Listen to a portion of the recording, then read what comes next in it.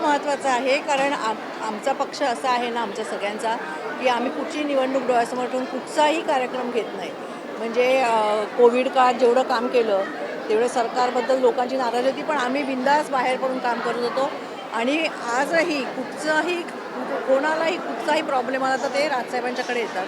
आणि आम्ही कुठची निवडणूक न बघता आम्हाला लोकांनी मतदान केलं आहे की नाही ह्याचा विचार न करता जेवढं करता येईल तेवढी लोकांची कामं करतो. तुम्ही आताच म्हटलं तुम्ही सिनियर सिटीजन झाला, त्या दिवशी पण आनंदाचा सोहळा पार पडला. घरी सगळीच फुल फॅमिली एकत्र होती. किती आनंद झाला? नाही, खूपच आनंद झाला, कारण फक्त सासरचे नाही, माहेरचे लोक तर मला अगदीच भेटत नाहीत. म्हणजे सासरचे निदान कसं राजकीय कार्यक्रमात तरी भेटतात.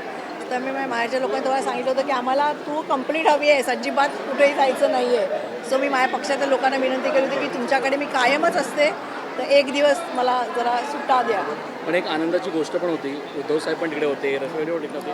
आनंद हा देखील असेल. त्या दिवशी आदित्यजी अमित ठाकरेंच्या बड्डेला आले. नाही, आता तुम्ही असं बोलूच नका. आता कुटुंब एकत्र झालंय, ते निवडणुकीसाठी झालेलं नाहीये. निवडणुका असू देत नाही तर नसू देत, आता कुटुंब एकत्र झालंय. पण या सगळ्यानंतर खरं तर दोन महत्त्वाची गोष्ट पार पडली आहे. एक तर तुम्ही पाहिलं की सिनियर सिटीजनला ठाण्यात ज्या मारहाण झाली, एका परप्रांतीय मुलांनी मारहाण केली, त्याच्यावर खरं तर केस पण फाईल झाली आहे. पण कुठे ना कुठे धाक राहिला नाही का हो तुम्हाला, असं वाटतंय सगळं? कशाचाच कुठेच धाक राहिलेला नाही. म्हणजे आज सिनियर सिटीजनला मारहाण होते, पेट्रोल डिझेलचे ज्या इश्यूजवरती BJP सरकार निवडून आलं 12 वर्षापूर्वी, त्याच्याबद्दल कोणी काही बोलत नाही आहे. पत्रकारांची मुस्कटदाबी होते. म्हणजे मला असं वाटतं की तुम्हाला सगळ्यांना बोलायचं आहे, पण तुमच्यावरती तुमचे जे मालक बसले आहेत ते तुम्हाला बोलू देत नाही आहेत. लोकांची इतकी दैना झाली आहे की ज्या $40 असताना BJP सरकार आक्रंदत होतं. कांद्याचा भाव, पेट्रोलचा भाव, डिझेलचा भाव ह्याच्यावरती बोंबलत होतं.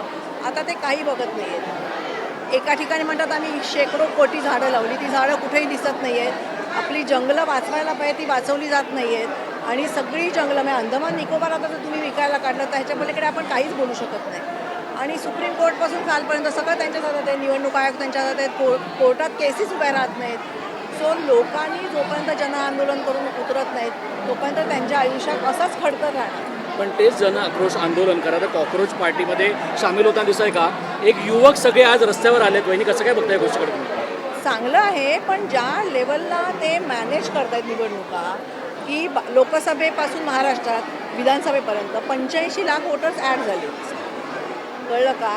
ममता बॅनर्जींचे ते 91 लाख वोटर्स काढले. म्हणजे निवडणूक आयोग अख्खं त्यांचं भावलं आहे, पपेट आहे. त्याच्यामुळे कुठच्या क्षेत्रात किती लोक दुसऱ्याला मतदान करतात ते मतदार काढून घ्या, कुठे त्यांना मतं कमी पडतात तिथे मतदार वाढवा. अशा जर निवडणुका ते जिंकत राहिले तर कठीण आहे. आणि कठीण आहे म्हणण्यापेक्षा त्यांच्यासाठीच कठीण आहे. शेवटी कधीतरी लोकशोभ होतो. आपण आपल्या बाजूचे बघतोय, नेपाळ बघतो, श्रीलंका बघतो. ज्या वेळेला पोटाची भूक गरीब लोकांमध्ये येते ना, त्यावेळेला त्यांचे डोळे उघडते. एक शेवटचा प्रश्न विचारेन. खरं तर घाटकोपरला सगळे लोक गुण्यागोविंदांनी नांदायचे, तिकडेच आज एक वाईट पट्टी मारली गेली फक्त एका कास्टसाठी. कशा गोष्टीकडे बघता? कारण मुंबईमध्ये या गोष्टी पद्धत नाही का आणि ते निर्माण करण्याचा प्रयत्न होतो. आम्ही हे याच्याबद्दल खूप वेळा बोललो आहे.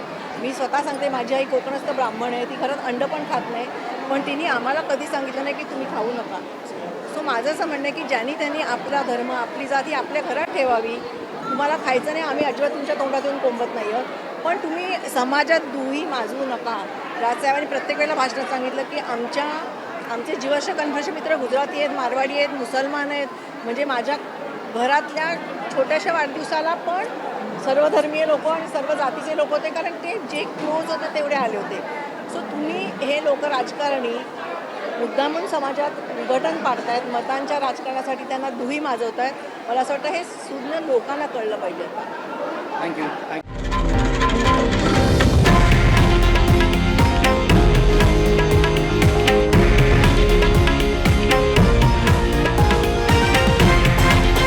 हे आहे देशातील नंबर 1 न्यूज नेटवर्क आणि आपण पाहत आहात TV9 मराठी, एकमेव.